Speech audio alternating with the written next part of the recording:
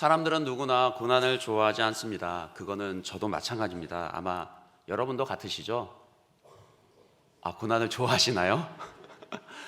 고난을 좋아하는 사람은 없습니다. 그것이 성도로서 잘못된 것도 아닙니다.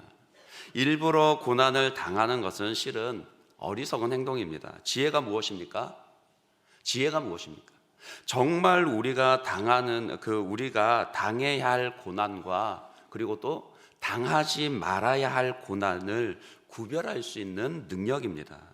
그리고 당하지 말아야 할 고난에 대해서는 할 수만 있으면 피해가는 것이 지혜이고, 또 마땅히 우리가 당해야 할 고난에 대해서는 도망가지 않고 오히려 기쁨으로 마주하며 그것을 허락하신 하나님의 뜻을 이뤄가는 것. 그래야여서 이왕에 당하는 고난을 헛되이 흘려보내지 않고 그것이 변하여 감사가 되게 하는 능력이 참 지혜입니다. 그런 점에서 우리 주 예수님은 어떠셨을까요? 예수님께서도 일부러 고난을 좋아하시지는 않았습니다. 아버지여, 만일 할 만하시거든, 하실 수만 있거든 이 잔을 내게서 옮겨가게 하옵소서, 지나가게 하옵소서. 십자가의 고난을 눈앞에 두고서 밤새도록 그렇게 기도하셨습니다. 예수님도 고난당하는 것을 좋아하시지는 않으신 거죠. 그러나 예수님께서는 십자가 고난이 이 하나님의 뜻을 이루는 유일한 길이었고, 반드시 하나님의 아들이신 예수님 당신께서 당해야만 하는 그런 고난이었기 때문에 도망가지 않으셨습니다. 그러나 나의 원대로 마시옵고 아버지의 원대로 하옵소서. 예수님은 결국 하나님의 크신 구원의 계획을 따라 십자가 그 고난과 죽음을 선택하셨고 이겨내셨으며 하나님의 백성에게 부활의 승리와 소망을 가져다 주셨습니다. 오늘은 종려주일입니다. 오늘부터 한 주간 고난주간이 시작됩니다. 예수님께서 십자가에서 죽으시고 부활하신 그날까지 이 한 주간을 기념하며 십자가와 부활을 깊이 묵상하며 평소보다 은혜 받는데 더 집중하며 보내도록 그렇게 정한 절기입니다. 이 고난주간 가운데 저와 여러분에게도 깊은 그 은혜가 있기를 축복합니다. 예전부터 이 기간에는 금식과 기도에 더욱 힘쓰면서 세상의 욕심과 걱정들 뒤로하고 예수님께서 이루신 구원의 은혜에 온 마음을 쏟으며 그렇게 보내도록 하였습니다. 제가 지금도 기억하는 것이, 제가 어렸을 때 이 고난주간이면, 특히 금요일이 되면 예수님의 못 박히심을 생각하며 온 성도들이 금식을 하고는 했었거든요. 당시만 해도 제가 믿지 않는 집에서 교회를 나오던 터라 학교 가는데 엄마가 도시락을 싸주지 않습니까? 금식하는데 실은 그게 제일 고민이 됐거든요. 이걸 먹어야 되나 말아야 되나. 어떤 때는 그냥 도시락 안 먹고 그대로 집에 가져다 준 적도 있고, 근데 그렇게 하니까 엄마가 자꾸 너 왜 밥 안 먹었니? 근데 안 믿는 엄마한테 저 금식하느라 밥 안 먹었습니다 이렇게 얘기하기도 좀 그렇고요. 그래서 그냥 나중에는 그 도시락 친구들에게 줘버린 그런 기억도 있거든요. 그런데 어떤 분들은 이런 말씀도 하십니다. 아니 이미 예수님께서는 2000년 전에 그 십자가 고난 다 통과하시고 부활하여서 승천하신 분이신데 우리가 그렇게 금식하면서까지 고난을 생각하고 묵상할 필요가 있는가, 이렇게 말하시는 것을 들은 적이 있습니다.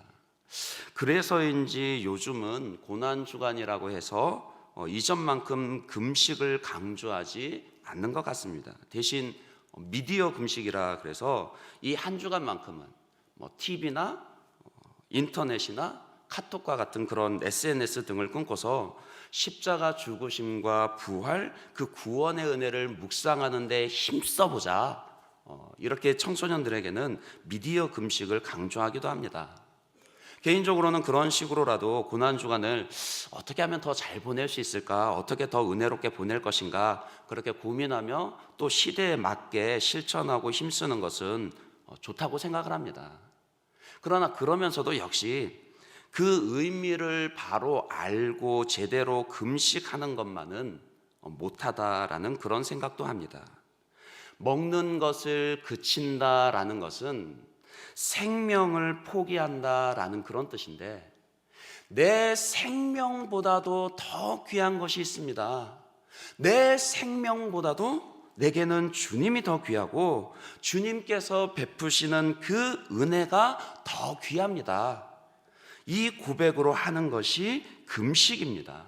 오직 하나님께서 은혜 베푸시기를 갈망하는 금식은 저절로, 그렇게 금식을 바로 하면요, 저절로 미디어, 요즘에 드라마 하는 게 뭐가 있죠? 그 태양의 후예, 이런 것들 한 주간 끊을 수 있게 됩니다. 이 세상의 요란한 것들, 그런 뉴스들, 또 육체의 정욕들로부터 우리의 생각과 마음을 자연스럽게 저 하늘의 영원한 것으로 옮겨 놓을 수 있는 그런 능력이 있습니다. 어쨌든 이 고난 주간을 어떻게 하면은 우리가 더 은혜롭게 잘 보낼 것인지 그것을 계속해서 생각하고 고민하는 태도는 있어야겠습니다. 그런 의미에서 이 사도 바울을 통한 오늘 말씀을 상고하는 것은 우리에게 큰 유익이 됩니다. 이 사실 골로새서는 만유의 주요, 만유의 머리가 되시는 예수 그리스도, 그러니까 그 기독론을 잘 정리하며 가르치는 진리의 말씀입니다. 그리고 만유의 머리가 되시는 예수의 몸인 교회에 대해서 가르치는 말씀이기도 합니다. 오늘 상고하고자 하는 이 구절도 실은 교회와 관련해서 가르치시는 말씀입니다. 하지만 동시에 이 말씀은 사도 바울의 그런 고백이기도 합니다. 골로새서를 쓰던 당시에 바울이 어디에 있었습니까? 로마 감옥에 있었습니다. 그런데 그 자기가 감옥에 갇혀서 고난을 당함에도 불구하고 골로새 교회 성도들을 향한 그의 고백은 무엇입니까? 나는 이제 너희를 위하여 받는 괴로움을 기뻐하고 그리스도의 남은 고난을 그의 몸된 교회를 위하여 내 육체에 채우노라. 너희를 위하여 받는 괴로움을 기뻐한다라고 그렇게 개인적인 고백을 하고 있습니다. 바울은 뭐 좀 독특할까요? 바울이 특이해서 고난을 유별나게 좋아하는 것일까요? 그렇지 않죠. 그는 늘 주 예수께서 당하신 고난을 생각하며 복음을 전파할 때마다 자신이 당해야 할 고난을 피하지 않았습니다. 이 고백도 바울이 십자가의 은혜 아래에 있었기 때문에 가능했습니다. 그의 육체는 로마 감옥 안에 갇혀 있었지만 그의 심령은 언제나 예수 그리스도의 십자가 그늘 아래 있었습니다. 우리에게도 이 고난 주간을 보내며 예수님의 죽으심과 부활을 묵상하는 것이 나 한 사람의 내면을 감동으로 채우는 것을 넘어서서 바울과 같이 구체적인 섬김과 실천의 열매로 나타나야 한다라고 믿습니다. 그 은혜가 저와 여러분에게 있기를 빕니다. 그 은혜를 사모하며 이 그리스도의 남은 고난이 무엇인지를 상고하려고 합니다. 그런데 먼저 생각할 것이 있습니다. 왜냐하면 이 그리스도의 남은 고난, 이것에 대해서 좀 같이 한번 잘 생각을 한번 해보시기 바랍니다. 목사님이 안 계시지만 제가 한번 따라서 임마누엘 성가대가 잘 따라 하시니까요. 자, 임마누엘 성가대 한번 해보시겠습니다. 그리스도의 남은 고난. 같이 한번 해볼까요? 그리스도의 남은 고난. 여러분들은 이 말을 들으시는데 어떻습니까? 그리스도의 남은 고난? 뭔가 좀 이상하지 않습니까? 사실 이 표현은 아주 역설적인 표현입니다. 왜냐하면 그리스도 예수께서 당하신 고난은 완전하신 것이었기 때문입니다. 예수님께서 우리의 구원을 위해서 받으신 고난은 완전한 고난이었으며 남겨두신 것이 없습니다. 예수님 자신을 제물로 드려서 심지어는 자기 생명까지도 하나도 남기지 아니하시고 자기의 전부를 다 내어주시면서 우리의 구원을 위해서 당하신 고난이었습니다. 히브리서 9장 26절에서 28절을 보시면 주님께서 고난받으신 것에 대해서 이렇게 얘기합니다. 그리하면 그가 세상을 창조한 때부터 자주 고난을 받았어야 할 것이로되 이제 자기를 단번에 제물로 드려 죄를 없이 하시려고 세상 끝에 나타나셨느니라. 한 번 죽는 것은 사람에게 정해진 것이요 그 후에는 심판이 있으리니 이와 같이 그리스도도 많은 사람의 죄를 담당하시려고 단번에 들이신 바 되셨고 구원에 이르게 하기 위하여 죄와 상관없이 자기를 바라는 자들에게 두 번째 나타나시리라. 예수님께서 자기를 단번에 들이셨다라는 말씀이 반복되어서 강조됩니다. 예수님께서 많은 사람들의 죄를 담당하시려고, 즉 저와 여러분의 죄의 그 용서함을 위해서 자신을 단번에 들여 이 이루신 제사는, 그 구원의 사역은 완전하셨다라는 뜻입니다. 그래서 다시는 반복될 필요가 없다라고 그렇게 말씀합니다. 더 이상 우리는 우리의 죄 용서함을 위해서 다른 어떤 제사들을 드릴 필요가 없습니다. 예수님의 고난과 십자가는 완전한 것이었습니다. 믿으시기 바랍니다. 예수님의 고난과 십자가는 완전한 것이었습니다. 우리가 당연히 믿어야 할 진리인데, 그런데 의외로 적지 않은 성도들이 이 확신이 없어 흔들리거나 고통당하는 모습을 보고는 합니다. 오직 예수님께서 받으신 고난이, 달리 말해서 예수님께서 우리를 위해서 이루신 구원이 완전하시다라는 것을 믿을 때만 구원을 확신할 수 있습니다.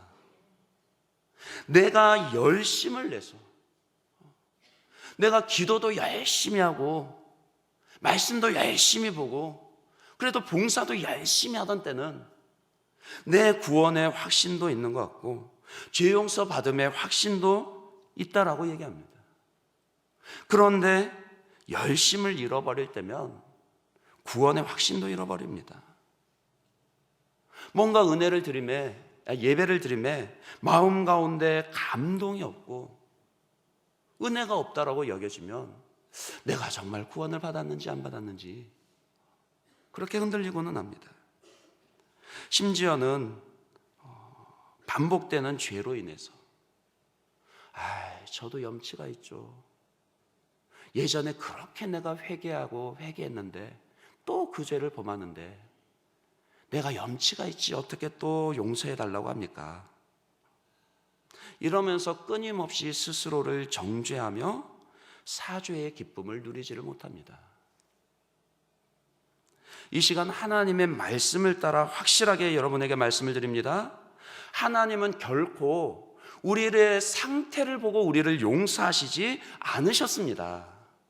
하나님께서 처음 우리를 용서하시고 처음 우리를 구원해 주실 때, 우리를 죄에서 건져 주신 것, 우리의 열심도 아니요 우리의 회개도 아닙니다. 오직 주 예수 그리스도께서 죽으신 그 십자가와 부활을 보시며 우리를 구원해 주신 겁니다. 그렇기 때문에 언제나 믿음으로 주님께 나오기만 하시면 됩니다. 비록 내가 거듭 죄를 범했다 할지라도, 그래도 상한 심령으로 회개하며 믿음으로 나오면 주 예수 그리스도를 통해서 나타내 보이신 그 사랑을 보시고 하나님 우리를 거듭해서 용서해 주십니다. 우리가 아직 죄인 되었을 때 주께서 우리를 위하여 죽으심으로 하나님께서 그 사랑을 확증하셨다라고 그렇게 말씀하시지 않습니까? 예수님께서 보이신 그 사랑은 완전한 것이었습니다. 그분의 고난도 완전한 것이었습니다. 그분의 고난이 완전했다라는 것은 어떤 의미가 있는지 몇 가지로 정리를 해보면, 먼저 우리를 죄로부터 구원하심에 있어서 완전하신 고난을 당하셨습니다. 골로새서 1장 14절을 보시면 그 아들 안에서 우리가 속량 곧 죄사함을 얻었도다 그렇게 말씀을 합니다. 속량이라는 것이 무엇입니까? 값을 치르고 사셨다라는 겁니다. 소유권을 완전히 이전했다라는 것이죠. 예수님께서 십자가에 못 박혀 돌아가시기 전에 마지막으로 하신 말씀이 무엇이었습니까? 다 이루었다. 그런데 그 단어가 헬라어로 보면은 테텔레스타이, 값을 다 치루었다, 그런 뜻입니다. 우리의 속량을 위해서 예수님께서 받으신 그 고난이 완전했다라는 뜻입니다. 주님의 고난 받으심을 통해서 우리의 그 죄값이 다 치러졌습니다. 물론 구원받은 이후에도 성도 안에는 잔존하는 죄가 있습니다. 그래서 성도는 이 땅에서 살아가는 동안에 그 끊어지지 않는 죄로 인해서 실은 고통을 당하기도 합니다. 그러나 분명한 것은 그 죄가 더 이상 우리의 구원을 흔들 수는 없다라는 겁니다. 왜냐하면 우리 안에 잔존하는 그 죄에 대한 값들도 이미 주님께서 다 치루셨기 때문입니다. 그러니 골로새서 1장 22절에도 또한 무엇이라고 그럽니까?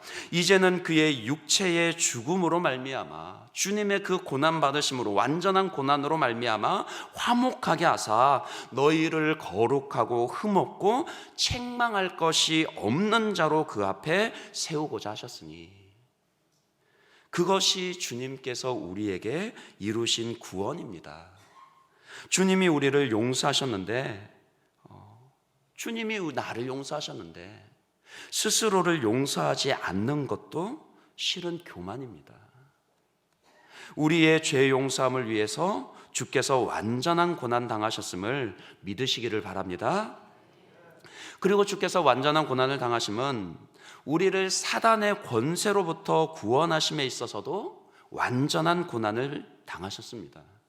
골로새서 1장 13절을 보시면 그가 우리를 흑암의 권세에서 건져내사 그의 사랑의 아들의 나라로 옮기셨으니, 그렇게 얘기합니다. 속량으로만 이야기하지 아니하고 우리의 구원을 설명하는데 흑암의 권세에서 건져내셨다라고 그렇게 말씀합니다. 가끔 보면은 성도님들 가운데 교회에 출석하는데도 귀신이나 악한 영들의 공격에 대해서, 귀신 들리는 것에 대해서 두려워하는 분들이 있습니다.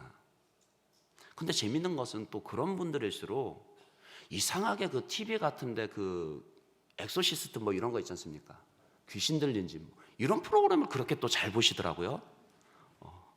보지 마시라고 그러는데도 두려워하면서도 계속 보시고는 합니다.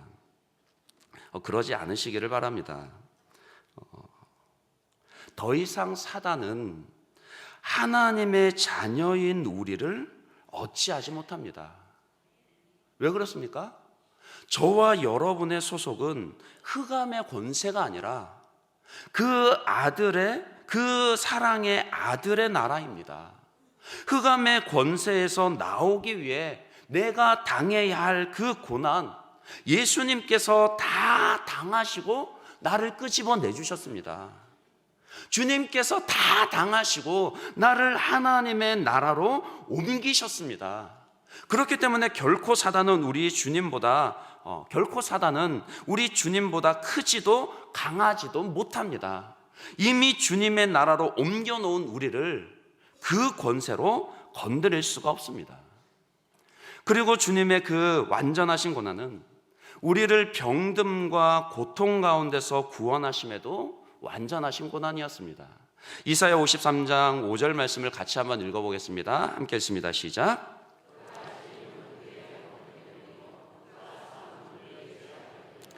그가 징계를 받음으로 우리는 평화를 누리고 그가 채찍에 맞음으로 우리는 나음을 받았도다. 아멘. 이전에는요, 주님께서 우리를 위해서 고난받으시기 이전에는 우리가 병들매 있어서 어찌할 수가 없었습니다. 병들매 궁극은 결국은 죽음인데, 죽음 앞에서 인간은 아무런 소망이 없이 그냥 무기력하게 죽을 수밖에 없었습니다. 그러나 이제는 아닙니다. 무엇이라고 분명하게 말씀해 주시고 있습니까? 그가 채찍에 맞음으로, 주님께서 채찍에 맞음으로 우리가 나음을 받았습니다. 주님께서 죽으심으로 우리가 부활의 소망을 가지게 되었고, 더 이상은 병도 죽음도 우리의 두려워할 바가 아닙니다.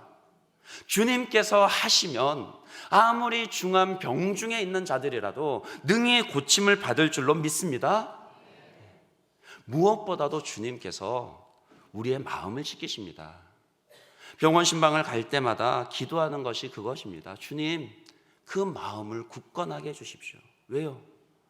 마음이 무너지니 아무리 작은 병 가운데서도 지는 것을 보았고요, 그 마음이 굳건하니 아무리 큰 병이라도 이겨내는 것을 보았거든요.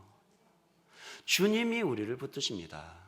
주님이 우리를 치료하시고 우리의 당해야 할 그 고통을 주님이 완전하신 고난 가운데 먼저 받으셨습니다.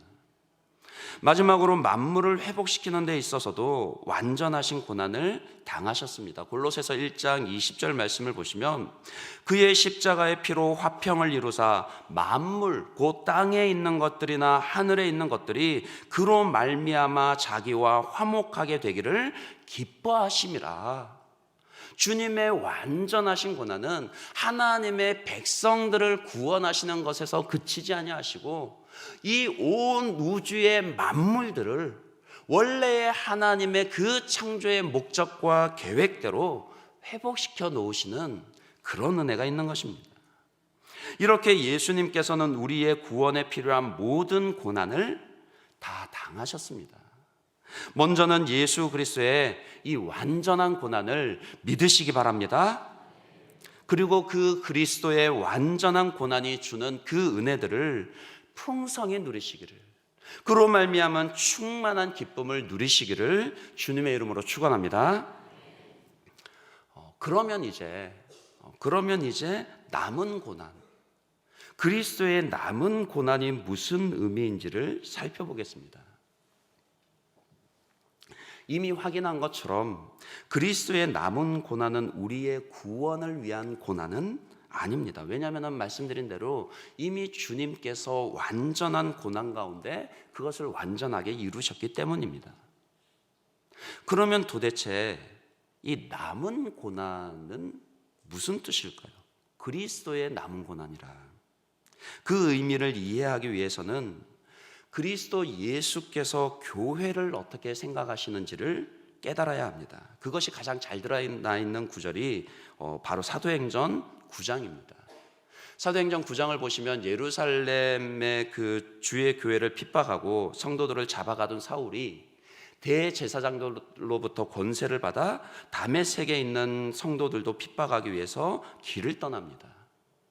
그런데 그 길 위에서 부활하신 주님을 만납니다. 그 장면이 사도행전 9장에 기록되어져 있는데 4절 5절을 같이 한번 보겠습니다. 같이 한번 읽겠습니다. 시작. 땅에 엎드러져 들음에 소리가 있어 이르되 사울아 사울아 내가 어찌하여 나를 박해하느냐 하시거늘 대답하되 주여 누구시나이까 이르시되 나는 내가 박해하는 예수라. 가만히 한번 좀 생각을 해보십시오. 사울이 박해한 것은 누구였습니까? 누구였죠? 교회였습니다. 예수님을 구주로 믿던 교회의 성도들이었습니다. 엄밀히 말하면 사울이 박해한 것은 주님이 아니었습니다. 그런데 부활하신 예수님께서 지금 사울에게 나타나서 뭐라고 말씀하십니까? 네가 어찌하여 나를 박해하느냐라고 그렇게 말씀하십니다. 사울이 놀라서 아니 당신이 누구시길래 내가 언제 당신을 봤다고 당신을 박해했다라고 말씀하십니까? 그런 뉘앙스로 물으니 주님이 또 뭐라고 말씀을 하십니까? 나는 네가 박해하는 예수라. 분명히 사울의 박해로 고난을 당한 것은 교회였는데 부활하신 주님께서는 자신이 고난을 당했다라고 그렇게 말씀을 하십니다. 다시 말씀을 드리면 예수님은 교회가 당하는 그 고난을 자신이 당하는 고난으로 이해를 한다라는 겁니다. 예수님께서는 교회가 박해당하는 것을 자신이 핍박당하는 것으로 그렇게 이해를 하신 것입니다. 다시 오늘 보면 골로새서 1장 24절로 돌아와서 그러면 그리스도의 남은 고난은 무엇이겠습니까? 당시 골로새 교회를 비롯한 초대교회 성도들은 로마 제국의 치하에서 큰 박해와 고난을 당하고 있었습니다. 예수 믿는 것 때문에, 예수를 믿음으로 말미암아 로마 황제를 나의 신이라 나의 주라 고백하는 것을 거부했었고, 그것 때문에 상거래 가운데 손해를 당해야만 했었고, 나중에는 그것 때문에 잡혀가야만 했었고, 그것 때문에 실은 산채로 사자의 밥이 되거나 화형을 당하거나 톱에 켜서 그렇게 죽임을 당하기도 했었습니다. 오늘 이 말씀을 기록하는 바울 자신도 복음을 전파하며 또 교회를 돌보기 위해서 지금 감옥에 갇혀 있지 않습니까? 복음을 전하며 고난을 당하고 있었습니다. 그리스도의 남은 고난이라는 이 표현은 이런 교회론적인 맥락에서 이해를 해야 합니다. 교회를 멀리 나와 다 상관없는 그런 공동체로 생각하지 마십시오. 내가 고난받음을 주님이 아실 뿐만이 아니라, 아는 것 정도가 아니라 내가 고난받음을 주님이 받으시는 것으로 그리 생각하신단 말입니다. 예수님이 여러분의 고난당하심을 모르시지 않습니다. 누구보다 잘 아십니다. 왜요? 예수님의 몸인 여러분이 당하는 고난, 우리 몸이 아프면 내가 아프지 않습니까? 그것처럼 주님이 아파하신다라는 겁니다. 여러분이 아파하시는 거, 말 못하면 눈물 흘리시는 거, 주님은 다 아십니다. 세상에서 믿음을 가지고 살아가는 건 녹록치 않다라는 거, 주님이 더 잘 아십니다. 이 진리가 여러분에게 위로가 되기를 바랍니다. 주님께서 그리스도의 남은 고난을 아십니다. 하지만 우리가 그리스도의 남은 고난을 상고함에 있어서 우리는 조금 더 깊이 들어가야 할 필요가 있습니다. 이것이 교회를 위한 것이라고 했습니다. 그러면 내가 바울은 24절에 고백하기를 무엇이라 그러는 거 아니까 그리스도의 남은 고난을 내 육체에 채우노라 그랬습니다. 그리스도의 남은 고난에 동참한다라는 것인데, 그러면 교회를 위한 고난 가운데 우리가 어떻게 동참할 수 있겠습니까? 단순히 바울처럼 복음 전하기 위해서 핍박을 당하고 교회를 돌보기 위해서 감옥까지 갇히기까지 해야 한다, 그것만을 가리키는 걸까요? 만약 그렇다면 저희들은 지금 다 짐 싸들고 선교사로 나가야 하고 또 복음을 위해서 고난 당하는 자리로 가야 할 겁니다. 하지만 교회를 위하여 받아야 할 고난은 그게 전부가 아닙니다. 그 뒤에 골로새서 1장 28절 29절 말씀을 보시기 바랍니다. 함께 읽겠습니다. 같이 시작. 우리가 그를 전파하여 각 사람을 권하고 모든 지혜로 각 사람을 가르침은 각 사람을 그리스도 안에서 완전한 자로 세우려 함이니 이를 위하여 나도 내 속에서 능력으로 역사하시는 이의 역사를 따라 힘을 다하여 수고하노라. 아멘. 참 재밌지 않습니까? 사도 바울이 골로새 교회를 향해서 내가 너희를 위해서 괴로움 당하는 걸 기뻐하고 내가 그리스도의 남은 고난을 내 육체에 채운다, 이런 좀 비장한 그런 결단을 고백하는 것 같은데, 뒤에 가서 뭐라고 얘기를 하는 거 하니까 그 목적을 어떻게 구체화시키는가 하니까 그게 28절입니다. 나는 그리스도 안에서 각 사람을 완전한 자로 세우기 위함이다. 그리스도의 남은 고난을 내 육체에 채우는 것, 교회를 위하여 고난받는 것, 이것이 우리의 신앙 가운데서 어떻게 드러나야 하느냐? 다른 성도 한 사람을 완전하게 세우기 위한 섬김이어야 한다는 겁니다. 왜냐하면 교회의 완전함은 교회의 지체들인 성도들의 개개인의 완성됨을 통해서 완성되기 때문입니다. 교회를 위해서 고난당해야지 한다고 해서 뭔가 크고 거창한 일들부터 해야 되는 것 아닙니다. 큰일 버리시라는 거 아닙니다. 각자가 받은 부르심을 따라서 그 부르심을 따라 감당하면 됩니다. 그러나 그 모든 일은 서로를 세우기 위한 것이어야 됩니다. 한 사람을 완전한 자로 세우려면 한 사람을 완전한 자로 세우면 그만큼 주의 교회가 완전해지게 됩니다. 그런데 거기에는 반드시 고난이 따릅니다. 인내가 필요하죠. 가장 쉽게 예를 들 수 있는 것이 이 가정을 들 수 있습니다. 왜냐하면 교회는 또 하나의 큰 가정이라 생각을 할 수 있거든요. 가정에 아이가 생겼을 때를 한번 생각을 해보십시오. 저희 집에 고만고만한 아이들이 있습니다. 그런데 저희 집 둘째가 첫째에 비해서 별납니다. 참 별납니다. 첫째가 삐짐이면은 둘째는 떼쟁입니다. 첫째와 비교할 수 없이 둘째가 사고를 많이 칩니다. 그런데 셋째가 등장했습니다. 얘는 모든 면에서 둘째보다 더합니다. 둘째와 셋째가 결합이라도 하면요, 그 시너지가 엄청납니다. 온 집안이 초토화되는 게 진짜 한순간입니다. 근데 더 슬픈 소식이 뭔지 아십니까? 거기에 첫째도 가세해서 같이 논다는 겁니다.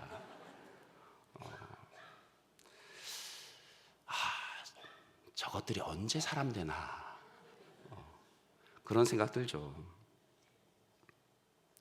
시간이 지나가고 나니까 아이들 볼 때 그런 생각 듭니다. 야, 그래도 쟤들이 크기는 크는구나, 그런 생각 드는데, 근데 그 순간순간을 생각하면요, 인내가 필요하다라는 거 말할 것도 없죠. 특히 엄마의 인내는 너무나도 필요합니다. 교회라고 다르지 않습니다. 교회는 또 하나의 주님 안에서의 또 다른 가정이라 그랬습니다. 한 사람을 그리스도 안에서 완전한 자로 세우는데, 거기에는 가정에서 부모가 그러하듯이 여러 사람의 수고와 기도와 인내가 필요합니다. 사람을 세우고 섬기는 데 필요한 인내를 고난이라 이렇게 얘기하니 목사님 너무 과장하시는 거 아닙니까? 이렇게 얘기하실런지 모르겠지만 마태복음 16장 24절 말씀 한번 보십시오. 우리가 주님을 따르는 것에 대해서 무엇이라고 주님이 얘기하시냐면, 이에 예수께서 제자들에게 이르시되 누구든지 나를 따라오려거든 자기를 부인하고 자기 십자가를 지고 나를 따를 것이니라. 예수님께서 제자도를 가르치신 말씀인데, 누구든지 나를 따라오려거든 자기를 부인하고 자기 십자가를 지고 나를 따를 것이니라, 이리 말씀하십니다. 자기를 부인하고 자기 십자가를 지는 것, 우리가 흔히 고난이라 그렇게 이해를 하지 않습니까? 그런데 사실 혼자 있으면요, 자기를 부인할 일이 별로 없습니다. 아니, 혼자 있다고 완전하거나 혼자 있다고 죄인이 아니어서가 아니라, 혼자 있으면 내 그런 결함이나 죄인됨이 드러날 일이 별로 없죠. 언제 실은 우리는 자기를 부인하게 됩니까? 같이 사니 부인하게 되죠. 같이 있으니 자기를 부인하는 것을 배우게 되는 겁니다. 철이 철을 날카롭게 하듯이 사람의 친구가 그 얼굴을 빛나게 하느니라라는 그 말씀처럼, 우리는 이 관계 속에서 나의 부족함을 깨닫게 되고, 또 이 관계 속에서 인내를 배우게 됩니다. 그것이 하나님께서 우리에게 교회를 주신 이유입니다. 성경 전체의 가르침을 보면 하나님의 가장 큰 목적은 하나님 나라의 완성입니다. 만유의 머리이신 그리스도를 중심으로 만물이 하나님의 창조의 목적대로 회복되며 그 나라가 완성될 것입니다. 그런데 그 나라는 오직 주의 교회를 통해서만 완성되게 하셨습니다. 우리가 이 교회 안에서 서로를 참아주고 서로를 인내하며 때로는 그렇게 참아주는 게 고난처럼 여겨질지라도 그것 통해서, 이 교회를 통해서 하나님의 나라가 이루어지게 그렇게 정하셨다라는 말입니다. 그런데 실은 우리가 제일 잘 못하는 게 그 인내하는 것이죠. 기다리는 것이죠. 아까 아이들 얘기했습니다마는 하나 둘일 때는 짐 들어도 안아줄 팔이 있는데 셋째니까 안아줄 팔이 없습니다. 짐 양손에 짐 들고 들어가는데 그 셋이 앞에서 쫄망쫄망 뛰어가면서 지가 번호 누를 거라고, 지가 엘리베이터 누를 거라고 하는데 솔직히 말씀드리면 북창이 터집니다. 나중에는 막 화가 나니까 어떻게 하냐면요, 짐 놔두고 막 아이 들고 번호 누르고, 제가 번호 누르고 들어가든지, 어쩔 때는 발로 아이를 밀어놓을 때도 있습니다. 기다리지를 못하죠. 왜요? 제가 훨씬 더 잘하니까요. 제가 훨씬 더 문을 잘 열고 훨씬 더 잘할 수 있으니까요. 그런데 실은 사람이 다들 그렇습니다. 내가 조금이라도 다른 사람들보다 잘하는 것이 있다라고 생각이 들면 기다려주는 것 실은 참 잘 못하게 됩니다. 어렵게 되죠. 하지만 우리가 그리스도의 남은 고난에 참여하는 것이 무엇입니까? 나보다 못한 사람을 품어야 합니다. 그가 잘하도록, 그가 설 수 있도록 기다려주어야 합니다. 그것이, 그 기다림이 내게 고난과 같을지라도 그것이 바로 그리스도의 남은 고난에 참여하는 길입니다. 서두에 우리가 당해야 할 고난이 있고 당하지 말아야 할 고난이 있다라고 그런 말씀을 드렸습니다. 당하지 말아야 할 고난은 죄를 짓거나 어리석게 행동한 결과로 당하게 되는 고난입니다. 전혀 없을 수는 없겠지만은 이런 고난은 할 수 있는 한 피해야 합니다. 반면에 당해야 할 고난은 죄가 없음에도 불구하고 애매히 당하는 고난이죠. 베드로전서 2장 19절에서 21절 보면 이렇게 얘기합니다. 부당하게 고난을 받아도 하나님을 생각함으로 슬픔을 참으면 이는 아름다우나 죄가 있어 매를 맞고 참으면 무슨 칭찬이 있으리요. 그러나 선을 행함으로 고난을 받고 참으면 이는 하나님 앞에 아름다우니라. 이를 위하여 너희가 부르심을 받았나니 그리스도도 너희를 위하여 고난을 받으사 너희에게 본을 끼쳐 그 자취를 따라오게 하려 하셨느니라. 이를 위하여 너희가 부르심을 받았나니, 그리스도의 남은 고난에 함께 참여하도록 우리가 부르심을 받았습니다. 주님께서 우리를 위해서 먼저 완전한 고난을 받으셨고, 그것을 바라보며 우리도 그리스도의 남은 고난에 참여하도록 우리를 부르셨습니다. 모든 고난은 다 어렵고 힘든 겁니다. 그렇기에 할 수만 있으면 고난은 다 피하고 싶고 또 마지못해서 당하는 것처럼 생각됩니다. 하지만 능동적으로 선택해야 하는 경우도 있다라는 거죠. 그리스도의 남은 고난이, 교회를 위한 고난이 가장 대표적인 경우입니다. 이것은 우리가 적극적으로 선택해야 하는 고난입니다. 누구든지 나를 따라오려거든 자기를 부인하고 자기 십자가를 지고 나를 따를 것이니라. 이 말씀은 우리에게 질질질질질질질 끌려오라, 이 말씀 아닙니다. 다른 사람 바라보면서 으이그 내 십자가 이러면서 그렇게 마지못해 따라오라는 그런 말씀이 아닙니다. 주님을 따를 때는 기쁨으로 따라야 합니다. 우리가 나를 따르라는 말씀에 순종할 때는 적극적으로 주님을 선택하고 주님을 따라 고난당하는 것을 선택하며 따르기를 원하십니다. 때로 다른 사람이 완전하는 것을 기다리기 위해서 내가 참아야 하고 내가 수고해야 하고 내가 고난당하는 게 억울하죠. 내 잘못도 아닌데, 내가 하면 훨씬 더 잘할 수 있는데, 어쩌면 정말 다른 사람들이 그런 우리를 어리석다 조롱할 수도 있습니다. 그러나 결코 그렇지 않습니다. 성경을 살펴보면 고난이 주는 유익이 있습니다. 먼저는 그리스도의 남은 고난에 동참할 때 나 자신이 먼저 유익을 누리게 됩니다.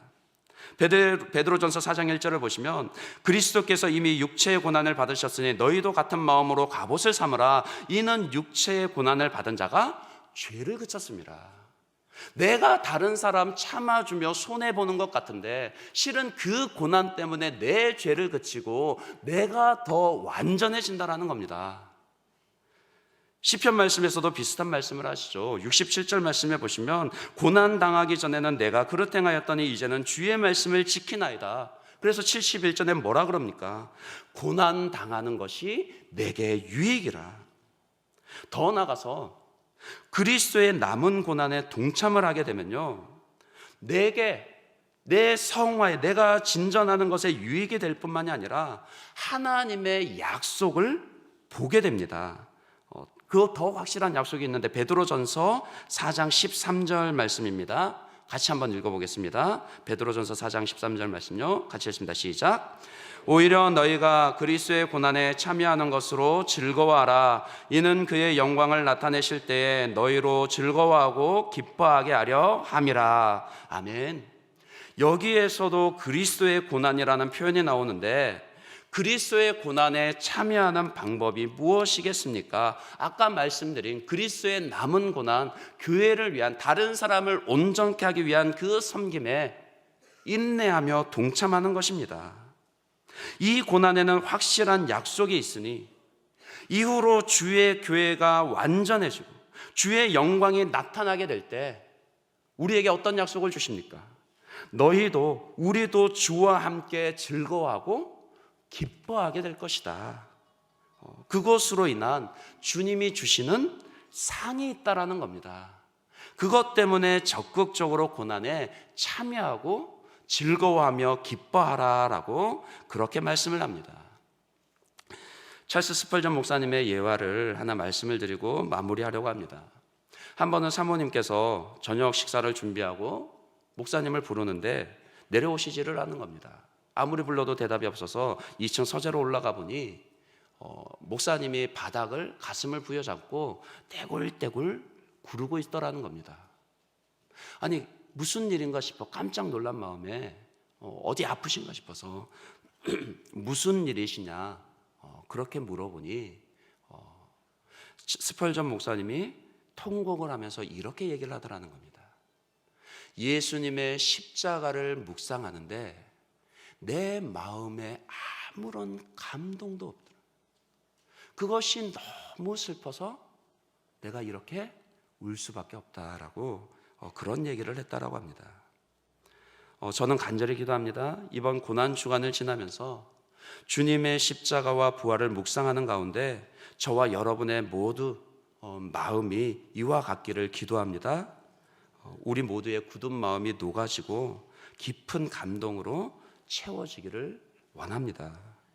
그리고 더 나가서 나 한 사람 주님의 은혜로 채우는 것에 만족하지 않고 나는 내가 박해하는 예수라, 나를 구원하시기 위해 십자가에서 죽으신 그 주님께서, 그 완전한 고난을 받으신 그 주님께서 주의 교회를 얼마나 사랑하시는지 깊이 깨달으시고 주님의 교회를 완전하게 세우기 위해 한 사람을 그리스도 안에서 완전한 자로 세우기 위해 나도 역시 그리스도의 남은 고난을 기쁨으로 선택하고 동참하시는, 함께 하나님의 일을 이루어 가시는 그런 저와 여러분 되시기를 주님의 이름으로 축원합니다.